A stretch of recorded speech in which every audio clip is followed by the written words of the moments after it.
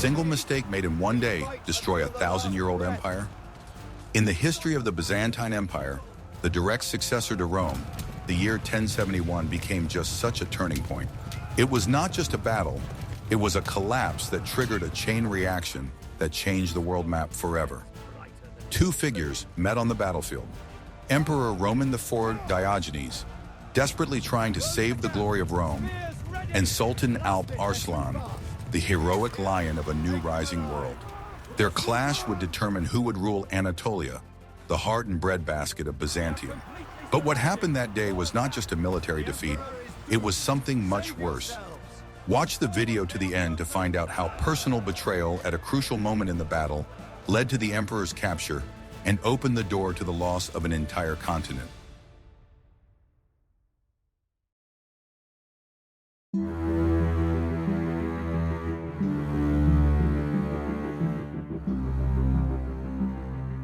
I will reveal to you a secret that is usually overlooked. By 1071, Byzantium was not the shining empire we imagine it to be. The conventional wisdom paints a picture of an indestructible power, the direct heir to Rome, full of wealth and military might. But this is only part of the truth, concealing deep internal problems. In fact, by the time of the Battle of Manzikert, the empire resembled a giant standing on feet of clay. It was huge and rich, but mortally ill from within. The problem lay in the deep division among the elites. The empire was split into two warring factions that hated each other more than any external enemy. On one side was the capital's bureaucracy, officials from Constantinople, such as the powerful Doukas clan. They were interested in trade, intrigue, and preserving their privileges, considering the army to be nothing more than an expensive and dangerous toy. For them, stability meant the predictability of palace life. On the other side was the military aristocracy from the provinces, from Anatolia. These were landowners and generals whose lives were spent on campaigns and whose wealth depended on defending the borders. They despised the capital's paper pushers for their effeminacy and indecisiveness. Emperor Roman IV Diogenes was a representative of this military party. He came to power through marriage, and the capital's elites saw him as a dangerous upstart. This internal conflict had disastrous consequences for the army. For years, bureaucrats in Constantinople deliberately cut funding for professional army units. They feared strong generals, seeing in each of them a potential usurper of the throne. As a result, the once legendary Byzantine legions, known as tagmata, weakened and lost their former power. The empire increasingly relied on mercenaries rather than its own citizens. The army that Roman IV led to Manzikert was huge but extremely unreliable. It was a motley mixture of different peoples. Along with the remnants of the Byzantine regiments, there were troops of Normans, Franks, Germans, as well as Turkic nomads such as the Pechenegs and Uzes. These mercenaries fought not for the glory of Rome, but solely for gold. Their loyalty was a matter of price and lasted only as long as they were paid, and their commander was victorious. Roman himself understood the precariousness of his position.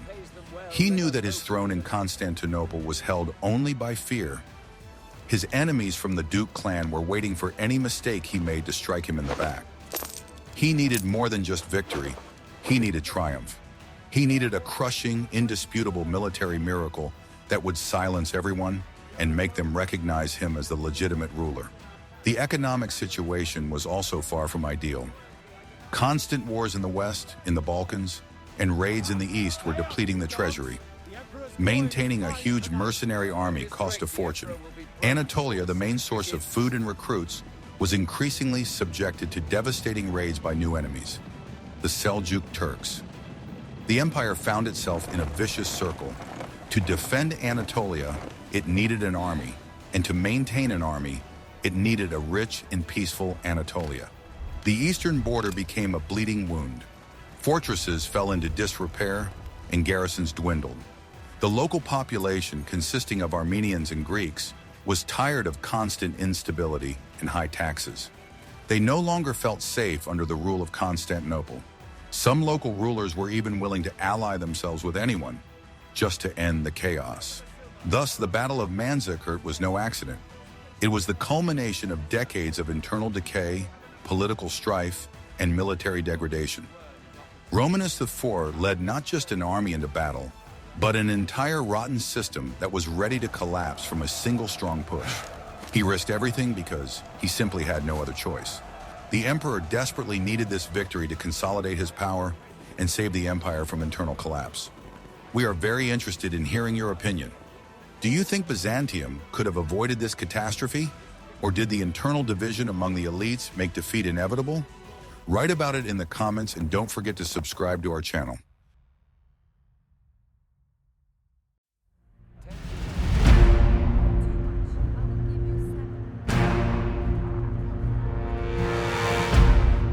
What if I told you that everything you believed was untrue?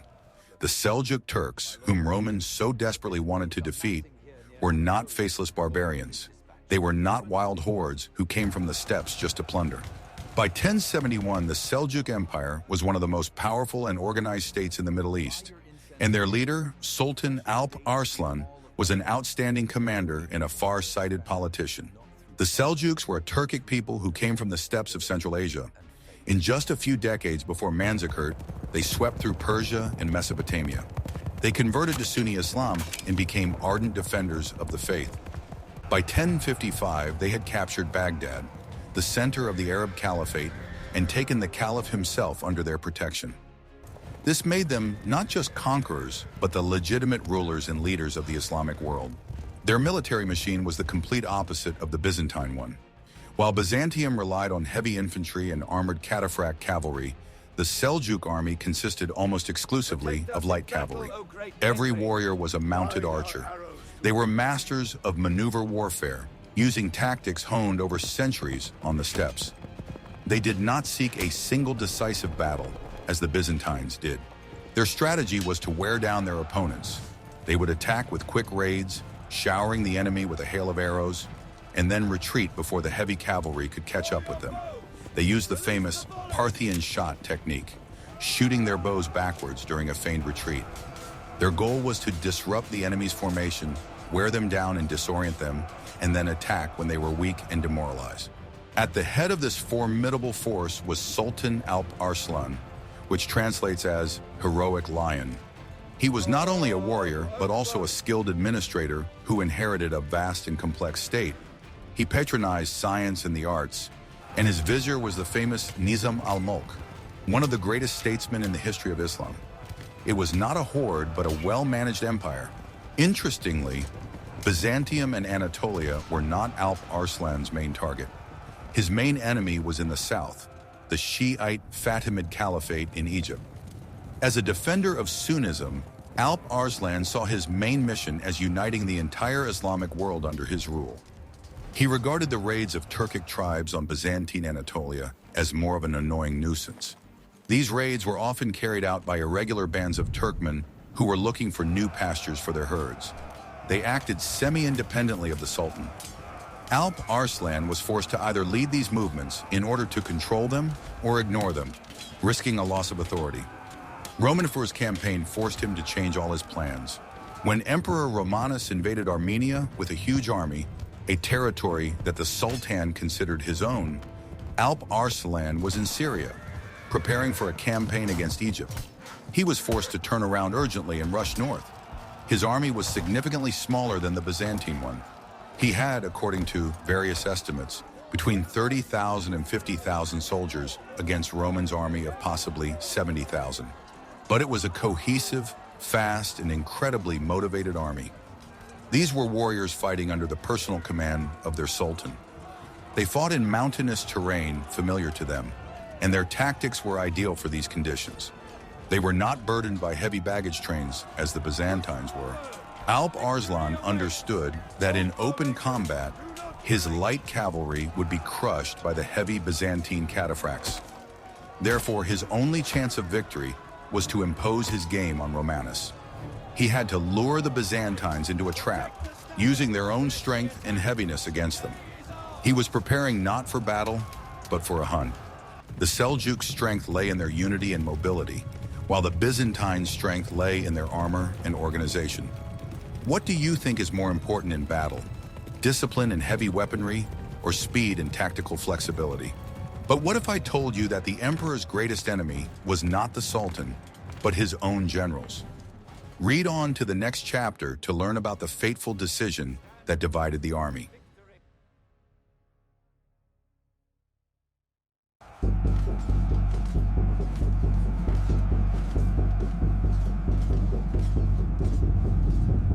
Here's what happens behind closed doors. The story of the Battle of Manzikert is not just the story of armies. It is the story of one man, Emperor Romanos IV Diogenes. To understand the catastrophe, you need to understand what was going on in the Byzantine ruler's mind. He was neither a coward nor a fool. He was an experienced and brave military leader, but it was his personal qualities that led him into a trap. Roman IV was a representative of the military aristocracy of Anatolia. He was a soldier through and through and despised the pampered officials and schemers in Constantinople. He seized the throne by marrying the widowed Empress Eudokia, and the entire capital elite, especially the powerful Doukas clan, saw him as a usurper. They waited for the slightest mistake on his part to overthrow him. Therefore, for Roman, this campaign to the east was not just a military campaign. It was his personal crusade for legitimacy. He needed to prove to everyone, enemies and subjects alike, that he was the true Roman emperor, capable of bringing victory and glory to the empire. He craved one decisive, triumphant battle that would silence his critics in the capital. This obsession with one great victory blinded him to the dangers. He assembled the largest army Byzantium had seen in decades. According to some sources, it numbered 200,000 men, although modern historians consider a figure of 60,000, 70,000 to be more realistic. But even that was a huge army, and it was built on very shaky foundations. The core of his army consisted of mercenaries. His troops included Frankish and Norman knights under the command of Ursel de Baol. Excellent fighters, but wayward and greedy. They had already had conflicts with Romanus himself. They respected only power and money and could betray him at any moment. An even more serious problem was the Turkic mercenaries. Entire contingents of Pechenegs and Uz served in the Byzantine army. They were nomads, ethnically and culturally very close to the Seljuk Turks. Roman hoped that they would fight for gold, but he completely overlooked the factor of ethnic kinship. He himself brought a Trojan horse into his army. The Byzantine part of the army was also far from ideal. Years of budget cuts meant that many soldiers were poorly trained and equipped. The heavy cataphracts cavalry was still a formidable force, but it was not as numerous as in former times. This motley crew was held together only by the will of the emperor himself. This overconfidence led to his first and most significant mistake in the campaign. He led his army to Manzikert, ignoring intelligence reports. He could not and would not believe that Alp Arslan was capable of gathering his forces so quickly and challenging him. He walked straight into a trap set not only by the Sultan, but also by his own pride. This battle became the tragedy of one man, which turned into the tragedy of an entire empire. If you like how we reveal the personalities of historical figures, don't forget to like this video.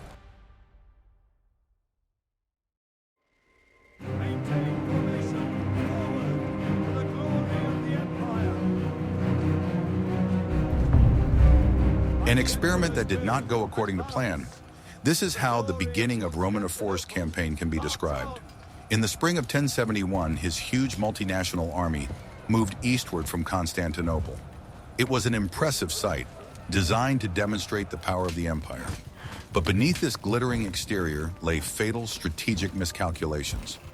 Romanus was confident of victory, and this confidence led him to his first disastrous decision. Upon reaching eastern Anatolia, the emperor set up camp near the city of Theodosiopolis. Here he held a council of war with his generals. It was at this moment that a mistake was made that predetermined the outcome of the entire campaign. Roman decided to divide his forces. He was convinced that Sultan Alp Arslan was far to the south, and that he was opposed only by scattered Turkmen troops. The emperor ordered a significant part of his army, possibly up to 30,000 men, to move south. This detachment, consisting of the best Byzantine, Frankish, and Russian troops, was led by one of his most experienced commanders, Joseph Tarkanian. Their task was to capture the important fortress of Alat, located on Lake Van. Roman, with his main forces, decided to move north to the fortress of Manzikert. This plan was born of pure self-confidence. Roman wanted to solve all the problems in the east with a single blow, capturing two key fortresses at once. He saw no threat. He believed that his main forces were so great that they could easily overcome any resistance at Manzikert, while Tarchaniot's detachment would secure the southern flank. He did not take one thing into account: the speed and determination of his opponent. Splitting the army in the heart of enemy territory was a gross tactical error. It was a violation of one of the main rules of war. Never divide your forces in the face of an enemy whose exact location and strength you do not know. Roman voluntarily gave up half of his forces, and worse still, he let one of his best generals go. What happened to Tarchaniot's army remains a mystery to this day. This powerful detachment simply disappeared from the pages of history. They did not fight at Manzikert and did not return to Roman. Most likely they encountered the main forces of Alp Arslan, who was already rushing from the south, were defeated, or more likely, simply retreated, avoiding battle. In any case, at the decisive moment, Roman did not have 30,000 of his best warriors at his disposal. Meanwhile, Roman approached Manzikert with the remaining army. The fortress quickly surrendered to the Byzantine Emperor. This easy victory further strengthened his belief in his own infallibility. He celebrated his victory, unaware that at that very moment, Alp Arslan's army, having covered hundreds of kilometers in a forced march, was already approaching him. The Sultan, learning of the division of the Byzantine army, could not believe his luck. Roman himself had handed him victory on a silver platter. Alp Arslan could now defeat his enemies in parts. He ignored Tarchaniot's detachment and threw all his forces against the army commanded by the emperor himself. Every step the emperor took, starting with the division of his army, was a mistake. Was it a manifestation of extreme arrogance or the result of catastrophically poor intelligence? In the next chapter, you will see how quickly the Sultan took advantage of this mistake.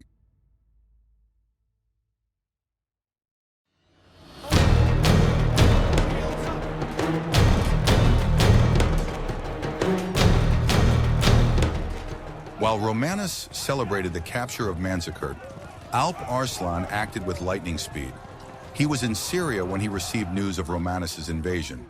Abandoning all his plans to conquer Egypt, he gathered his light cavalry and made an incredible march north. His army moved lightly, without the heavy baggage that slowed the Byzantines so much.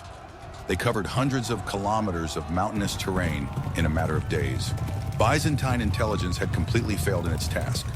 Romanus was blissfully unaware. He was so confident that the Sultan was not nearby that he did not even bother to organize proper security for his camp. He dismissed the first reports of the appearance of large enemy forces as misinformation. He could not believe that Alp Arslan would dare to challenge him, and so quickly at that. The first clash occurred when one of the Byzantine foraging detachments under the command of General Nikephoros Vrenios encountered the Seljuk vanguard. The Byzantines, accustomed to easy victories over small bands, attacked but were met by an avalanche of mounted archers. Vrenios' unit was defeated, and he himself barely escaped capture and rushed to camp with terrible news. Even after this, Roman did not fully realize the scale of the threat. He still thought it was just an advance guard. He sent another detachment under the command of Nikephoros Vasilakis to disperse these vagabonds. This detachment was ambushed and completely destroyed. Vasilaki himself was wounded and taken prisoner. The capture of a high-ranking general came as a shock to the Byzantine army. Only then did Roman finally understand who he was dealing with. He was not facing a scattered detachment, but the entire Seljuk army led by the Sultan himself. His plan to easily capture the fortresses had failed. Now he was drawn into the general battle he had so desired, but under conditions that were completely unfavorable to him. He was in enemy territory with a weakened army, and the enemy clearly surpassed him in tactical flexibility. Alp Arslan, in turn, was no less surprised. He did not expect to encounter the emperor himself. Upon arriving at the site, he saw a huge, well-fortified Byzantine camp and an army that, even though weakened, still outnumbered his own. The Sultan did not want to take any risks. He was not confident of victory in open combat against the heavy Byzantine infantry and cavalry. On the morning of August 25th, Alp Arslan sent envoys to Roman with an offer of peace. This was not a sign of weakness, but a cunning political move. The Sultan proposed to stop the raids on Anatolia and conclude an alliance. possibly even sealed by marriage. He wanted to return to his main goal, Egypt, and did not want to get involved in a protracted war with Byzantium. But Roman IV saw this proposal as nothing more than a sign of fear. His pride, his thirst for triumph, and pressure from his generals prevented him from accepting peace. In the evening of the same day, the Byzantine camp was filled with enthusiasm. The soldiers were preparing for battle, confident of an easy victory. In the Seljuk camp, on the contrary, there was despondency. The warriors were exhausted from the long march, and the enemy's numerical superiority frightened them. Alp Arslan spent the night in prayer, preparing for a battle that could be his last. No one could predict what would happen the next day.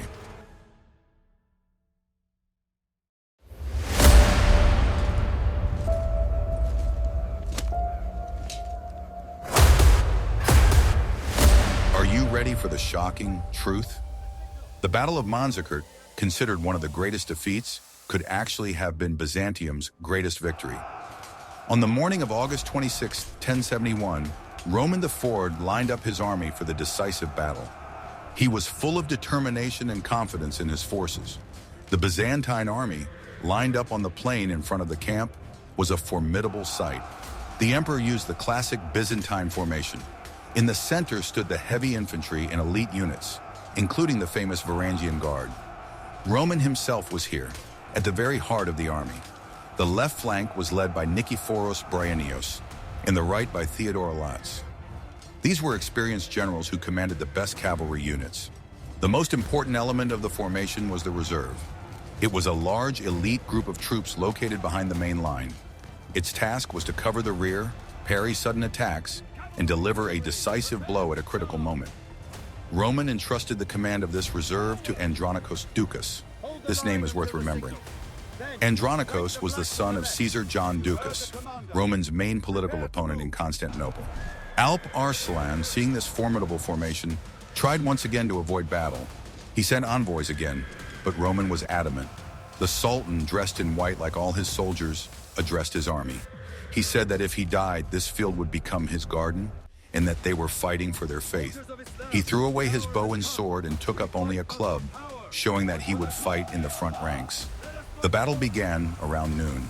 The Seljuks did not wait for the Byzantine heavy machine to get moving. Thousands of mounted archers rushed forward. They used their favorite tactic, charge and retreat. They flew in at close range, showered the dense ranks of the Byzantines with a cloud of arrows, and immediately flew away, not allowing the heavy cavalry to catch up with them. For the Byzantine army, it was an agonizing ordeal. The heavy infantry and cataphracts, clad in armor, stood under the scorching sun, slowly advancing.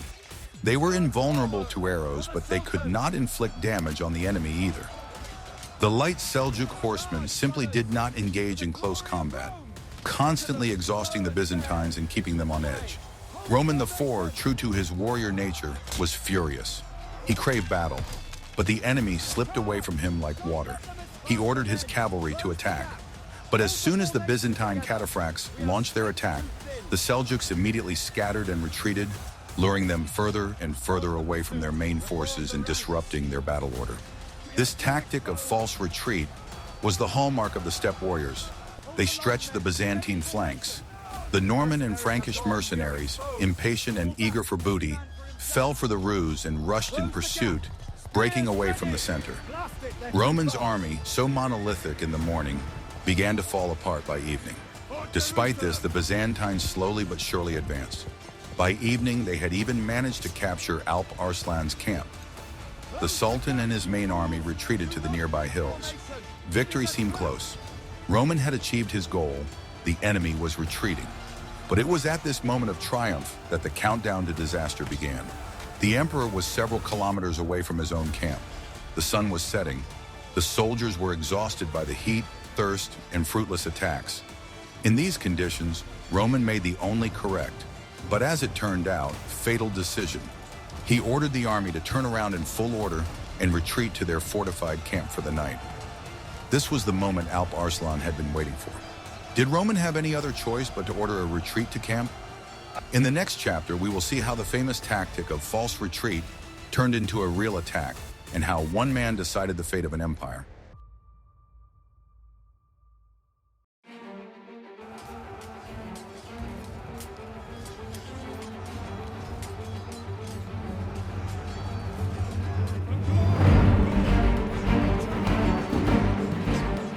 The entire day of August 26 was spent in a tactical game completely controlled by Alp Arslan. His plan was not to defeat the Byzantine army with a frontal attack. He understood perfectly well that his light cavalry would simply be swept away by the armored cataphracts. His plan was much more cunning. He wanted to tire, stretch, and disorganize the enemy, and then strike at the most vulnerable moment. The tactics used by the Seljuks became part of military strategy textbooks. They arranged their forces in the shape of a giant crescent, with the concave side facing the Byzantines. The lightest and fastest troops were positioned in the center of this crescent. Their task was to provoke the enemy, shower them with arrows, and immediately retreat as soon as they attacked. When Roman ordered his army to advance, he thought he was driving the enemy before him. In reality, he was walking deeper into a trap. The further the Byzantine center advanced, the more the flanks of the Seljuk crescent enveloped it on both sides. The Byzantine army, stretched out for several kilometers, was slowly being drawn into a giant bag. The mounted archers were elusive. They would appear, fire a few volleys, and disappear before Romanus's heavy cavalry could gather speed for an attack. It was incredibly exhausting and psychologically draining. The soldiers encased in armor suffered from heat and thirst, their morale falling with each passing hour. They suffered losses without being able to inflict any damage in return. Western mercenaries, especially the Franks and Normans, were the first to break ranks. Their tactics called for a quick and decisive attack. They were not accustomed to long and tedious skirmishes. Succumbing to provocation, their troops rushed in pursuit of the retreating enemy, breaking away from the main forces and disrupting the integrity of the battle order. By evening, Roman realized that he had gone too far. His army was dangerously stretched out, his soldiers were exhausted, and his own camp, where the supply train and water were waiting, was far behind. He had not achieved his goal. The enemy had not been defeated, but only taunted him. It was then that he gave the order for a systematic retreat to camp. This is the most difficult maneuver in warfare, retreating in the face of an active enemy. The army had to turn 180 degrees and move backward while maintaining its battle order. The vanguard had to become the rear guard, and the rear guard had to cover the retreat. This required iron discipline and precise command. Alp Arslan had been waiting for this moment all day. As soon as he saw the Byzantines turning back, he gave the order for a general attack. The false retreat was instantly replaced by a real, furious onslaught. Thousands of Seljuk horsemen, fresh and full of strength, rushed from all sides at the tired and retreating Byzantine army. At this critical moment, everything depended on two factors: the steadfastness of the rearguard and the loyalty of the mercenaries. The Byzantine army began to retreat, fighting off the advancing enemy, and at first it succeeded. The center, where Roman himself was located, held firm. But at that moment, the third and most terrible factor came into play: betrayal.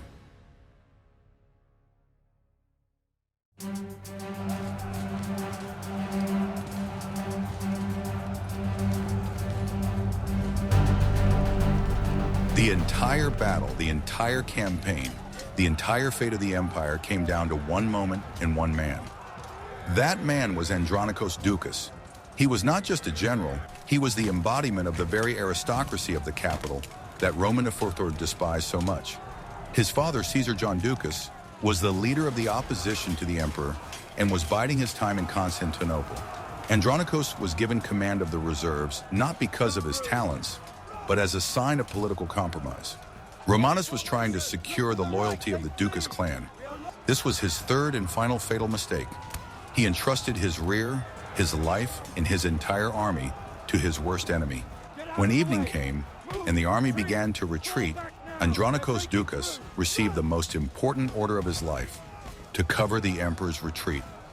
In his hands were fresh, select regiments, the last hope of the Byzantines. At the moment when the Seljuks intensified their attack and the Turkic mercenaries on the flanks began to defect to the enemy, confusion broke out in the ranks of the retreating army. The soldiers did not understand what was happening. At this most critical moment, Andronikos Doukas committed his betrayal. He did not simply fail to bring his reserves into battle, he did something worse. He ordered his troops, the entire reserve, to turn around and quickly leave the battlefield. To justify his flight, he spread a rumor that instantly spread throughout the army. "The emperor has fallen. Roman Diogenes has been killed. The soldiers who saw their reserve units leaving and heard these panicked cries believed it. For them, it meant that the battle was lost. This was not just a tactical move, it was a deadly blow to the back. The army, which was already exhausted and disorganized, finally lost control. What had been a difficult but controlled retreat instantly turned into a general rout. Panic gripped the troops. Soldiers threw down their weapons and tried to save themselves by making their way to the camp. Alp Arslan, who was watching the battle from a hill, immediately saw what had happened. He saw the huge Byzantine reserve corps leaving the battlefield, leaving their center defenseless. He saw Roman's army falling apart. The Sultan gave the order, "Forward, attack!" The full might of the Seljuk cavalry descended on the breach left by Andronikos Doukas. Andronikos Doukas' betrayal was not simply cowardice. It was a cold and cynical political calculation. He understood perfectly well what he was doing. Roman's death or capture meant that the throne in Constantinople would become vacant. His clan, the Doukas clan, had a unique opportunity to seize power. He sacrificed the army to win the empire for his family. He did not even attempt to save the camp. He led his troops past the fortifications and away from Manzikert, abandoning not only the emperor, but also the entire baggage train, the treasury, and thousands of wounded soldiers to their fate. He hurried to Constantinople to be the first to deliver the sad news and begin the political game.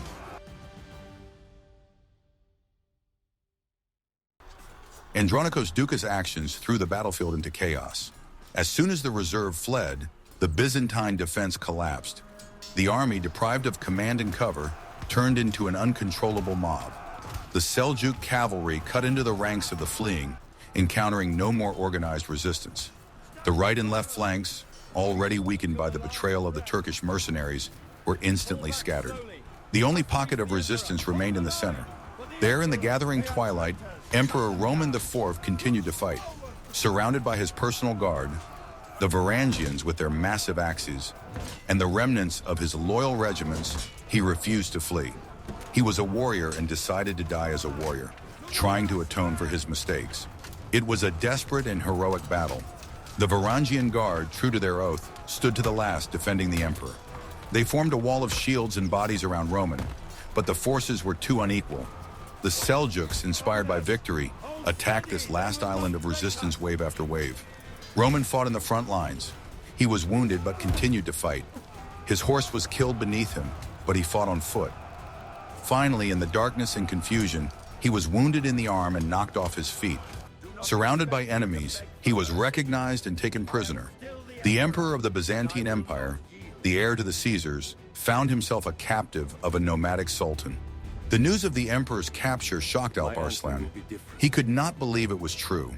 When the bloodied and dust-covered Roman was brought to the sultan's tent, the sultan could not believe for a long time that this broken man was the powerful ruler of Byzantium.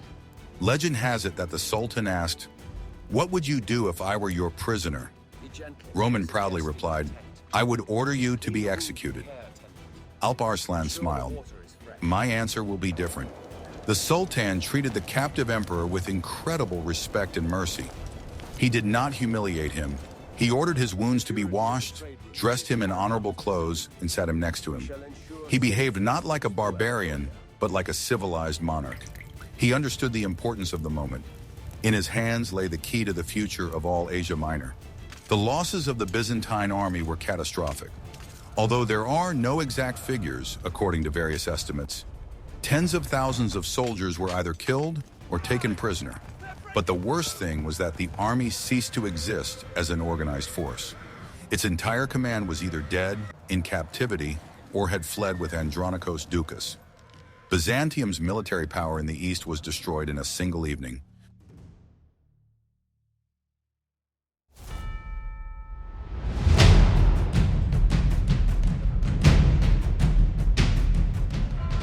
The real catastrophe of Manzikert was not the battle itself. It was what happened after it. The emperor's capture was only the trigger for events that proved irreversible. While Romanus Diogenes was being held captive by the Sultan, a coup d'etat took place in Constantinople. The Doukas clan, having received news of the defeat from their son Andronikos, immediately took advantage of the situation. They declared Roman IV deposed. They crowned a new emperor, Michael VII, son of John Doukas.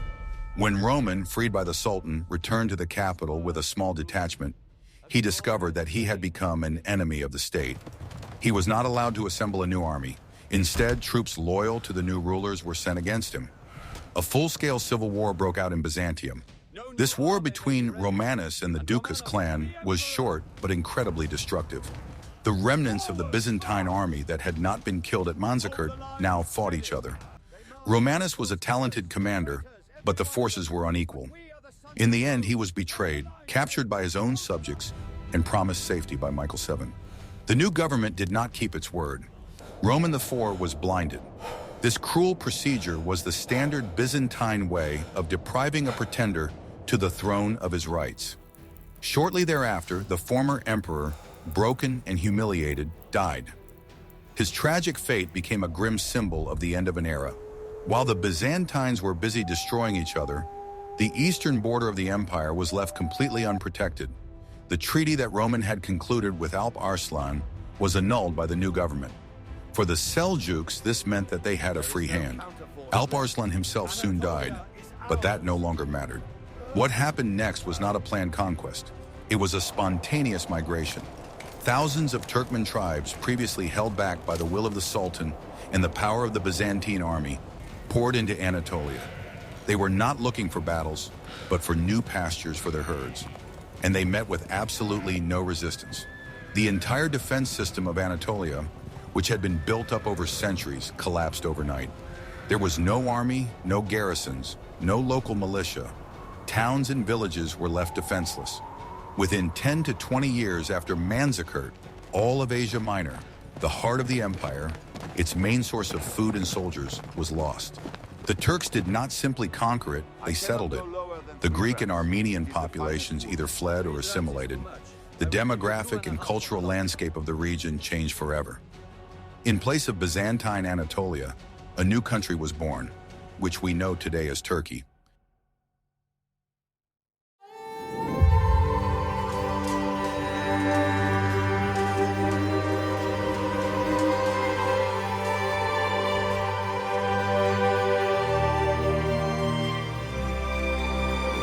We have traced the tragic chain of events that led to the Battle of Manzikert and its catastrophic consequences. This story is a vivid example of how one man's personal ambitions, political intrigues, and fatal overconfidence can destroy an entire army. But more importantly, it shows how internal divisions and civil war can deal a blow to a state from which it will never recover. What other great battles or turning points in history would you like us to cover? Perhaps you are interested in the fall of Constantinople or the campaigns of Alexander the Great. Suggest topics for future videos that you would like to see on our channel in the comments. And don't forget to subscribe so you don't miss out on new explorations of the greatest events of the past.